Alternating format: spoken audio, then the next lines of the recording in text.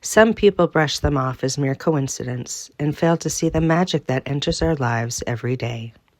I've just had too many experiences with messages from ancestral spirits, angels, and even psychic dreams.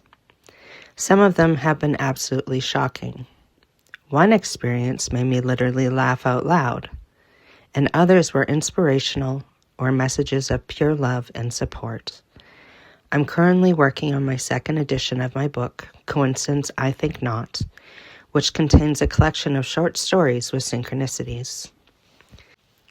My first messages from the other side were downright chilling.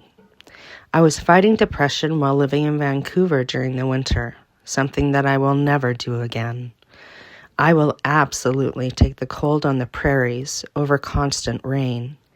I had a nightmare that a woman had a seizure in the shower, hit her head, and died. Given that I have epilepsy, I assumed it was just a fear-based dream. However, a few days later, I received a call from a close friend who told me that an acquaintance of mine did in fact die that way. Within a few weeks, I had a dream that a friend was in a car accident with a trailer on the highway. Within a couple days, he called to tell me about having that accident. Thankfully, nobody was hurt. Another experience that shocked me happened when I was sitting in a hospital waiting room.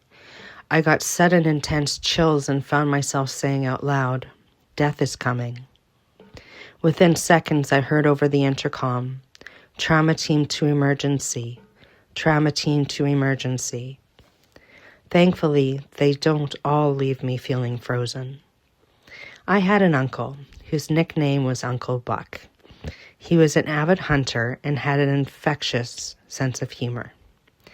I live with PTSD and was experiencing a flare-up of symptoms which happens from time to time. I remember praying for something or someone to get me out of myself, to have a break from my monkey mind.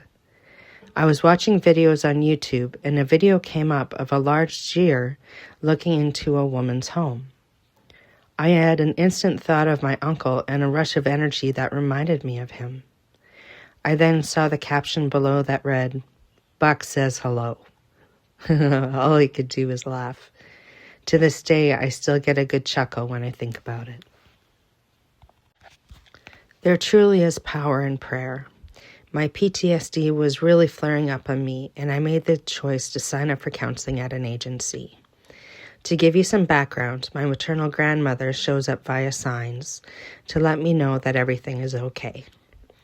When I don't think about the politics around policing, I associate police and German shepherds with safety. After I put my name in for therapy, I prayed for a therapist that would help me feel safe. In our first session, I learned that she is married to a police officer, has a German shepherd, and lives in the area where my grandmother taught for years. I said another prayer around the time when my community psych nurse and I both agreed that I should have my medication reviewed by a psychiatrist. I had been on a wait list for 18 months at that time. My nurse told me that she would call to see if she could get my name bumped up on the list. The next morning, I got a call to make an appointment with a doctor. I was absolutely shocked that my nurse had so much pull in the mental health system. I called her that afternoon to thank her. However, she told me she had not yet made the call. So the morning after I prayed for help, my name came up on an 18-month wait list. That is no coincidence. Some messages are pure comfort and love from the other side.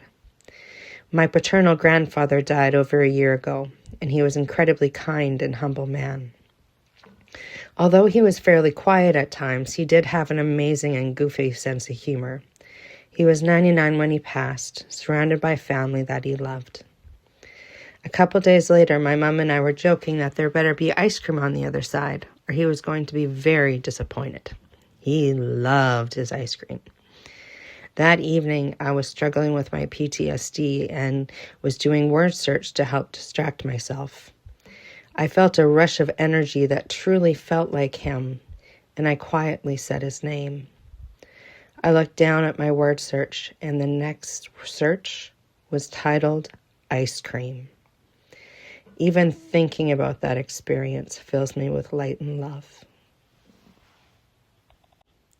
Born Out of Fire is my first piece of fiction, a novella, classified as fantasy fiction with metaphysical undertones, age 14 plus. I'm currently working on book number 2 in the series, which will be my first novel. You can find Born Out of Fire by going online to Indigo or Amazon.